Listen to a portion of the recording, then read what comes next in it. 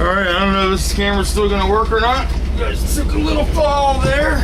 Don't know how. I'll hold on to you this time. Probably because we're gonna go buy cigarettes. Those are bad. Bad things happen.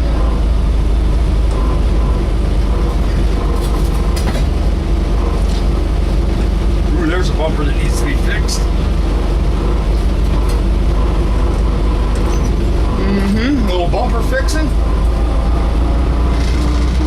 I haven't fixed a bumper in a while. I'm sort of jonesing to paint something. It's sort of a big drop off here. Yeah. I got you that time though. It hit the floor. Anyway. Well, we got animal control over here, ruining somebody's day. Have to take Missy and have her fixed. Somebody turned the dogs in. I don't put the dogs on leashes normally ever. They listen to me. Sort of trained to stay in their yard.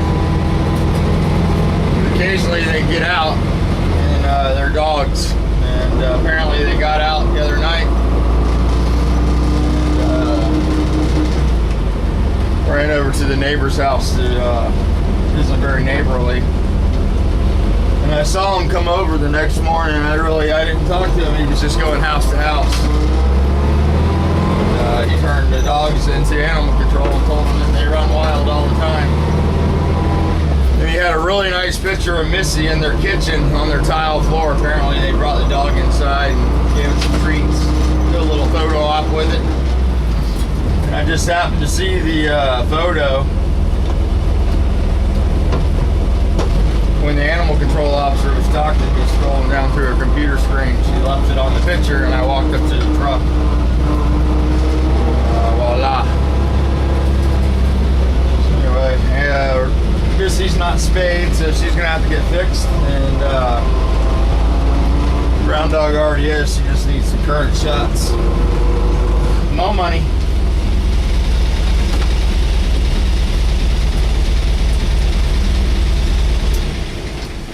Turn that racket off for a minute.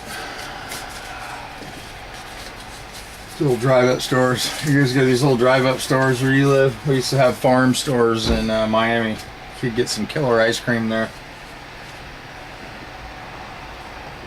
Becker Marlboro Lights in a box, please.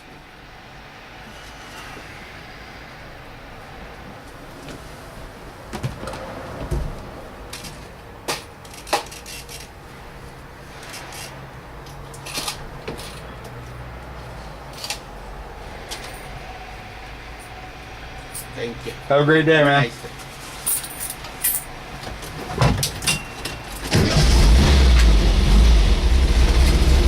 There we go.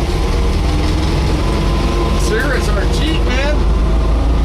Track of those today will keep the doctor away and the savings account empty. $7. Here's a beer in New York that's cheap. Here, a pack of smokes there like $20.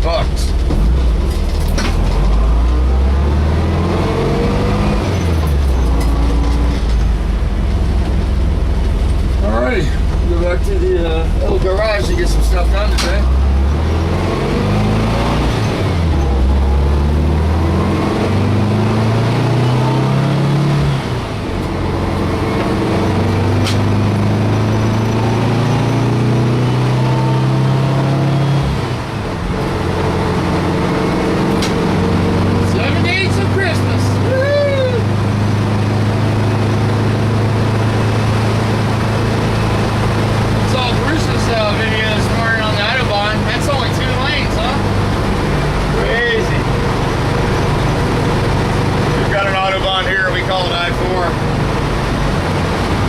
Everybody up there drives 90 miles an hour.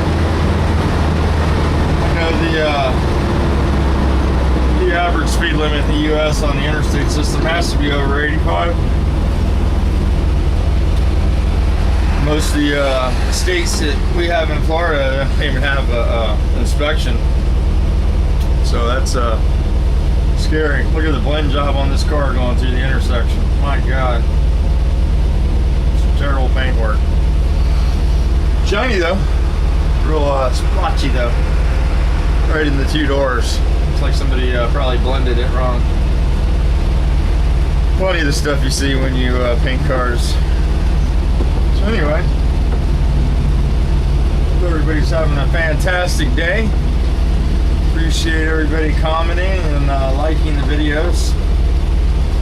I always realize I can't make everybody happy. I've got close to 7,000 people that like the channel, and there's 5 or 6 people that can't stand it. So they continue to tune in every once in a while.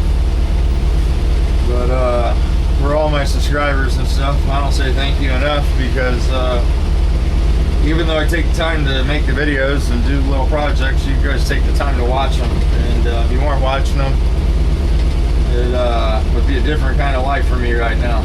I sort of survive on about $170 a month at the current moment, and it's tight. So you guys watching the video affords me to get out, drive around the neighborhood a little bit, put a little gas in my car, and stuff like that. And some of you YouTubers bring your cars over and let me work on them, and that's cool too. I appreciate it. I do appreciate it. I know you guys saw Hanson's video. I mentioned it on the last video I made, but I'll probably mention it a couple times. Please go over to 265 Chev and say hi to him. Tell him you're thinking about him. If you're the praying type, pray for him and his family. You heard that little backfire there. I don't know what that is. I don't have any real exhaust leaks. But the exhaust is pretty big on this, and I think it sucks air in and lights the fuel in the muffler when you decelerate. Going a long way around the block so you guys can get a little ride in. Go through the house on the other side.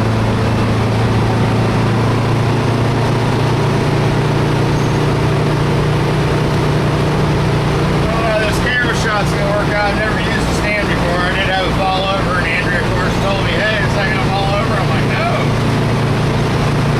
Fell over. Hopefully you guys are getting the view. Still uploads and downloads, and still works. Managed to make 1,500 videos with this camera in 3 years. Pretty cool. Can't really complain about the old Sony Handycam at all. It's been a really good piece for me. I haven't tried to do too many videos with the iPhone. I did a few slow motion videos, but it's not an iPhone 6 Plus, it's just a 6. I don't think it has the gyroscope for the camera, so it might be a little shaky. I was going to try to make a little stand for it, but it's not as easy as it looks. I'll have to see if I can buy a camera stand for it.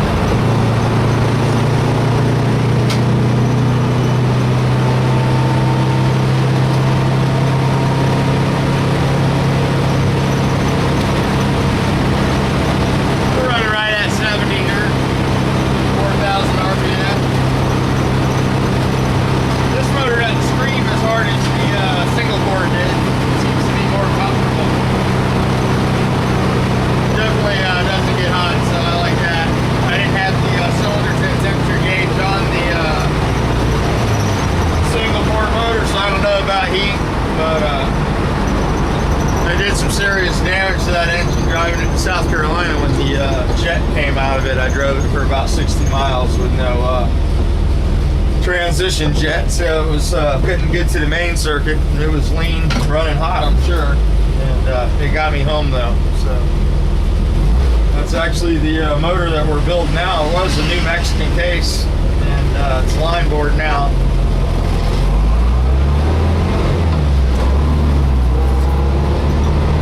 This will be a good motor.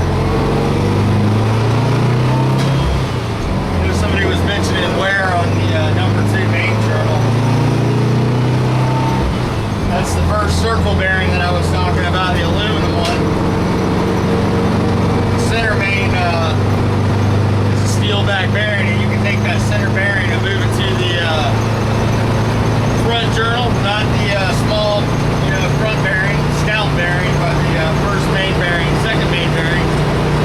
You can use the center main there.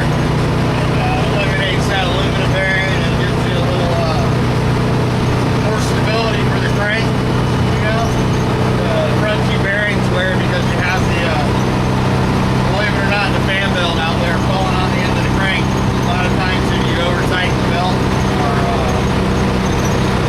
stuff like that, you can cause detrimental damage to the front little bearing there. It's one of the issues the guys run into when they convert the motors over from plane. And you hang the prop off that snout. Could be an issue. People are pulling out in front of the bus today. That's what they love to do.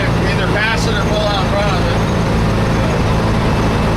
This bus isn't quite so easy to pass. I was talking to Chip.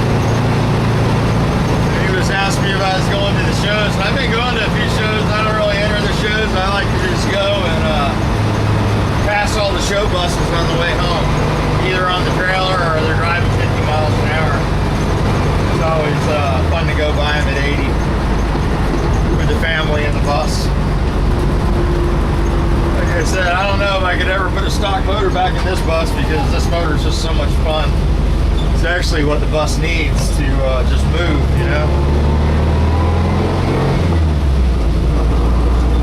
Going back into the neighborhood. This is the short way in. Took a long way around and the short way in.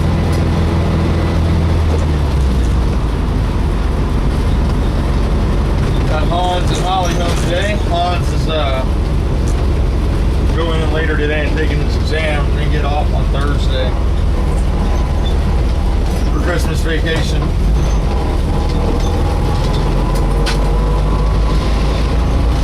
I need to work on his car too. His exhaust is scraping the ground. He can't drive the car right now, so it's no good. No bueno. Let me move this bus to the. I'll just leave it right here. Supposed to have a brake job come in today. I don't know if it'll show up or not. If it does, we'll move the bus. We'll just keep the bus up here. I need to give it a buff job and a wax job. Took it to the beach a couple times and never got it super cleaned up. There we're going for a little cruise. You see the cylinder head temperature still right there at 200, maybe a little bit over 200. Very acceptable.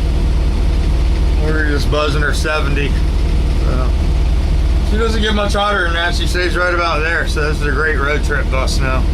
Anyway, let me shut this off. You guys have a wonderful day. Hanson, hope you're doing better, buddy, and praying for some miracles for you.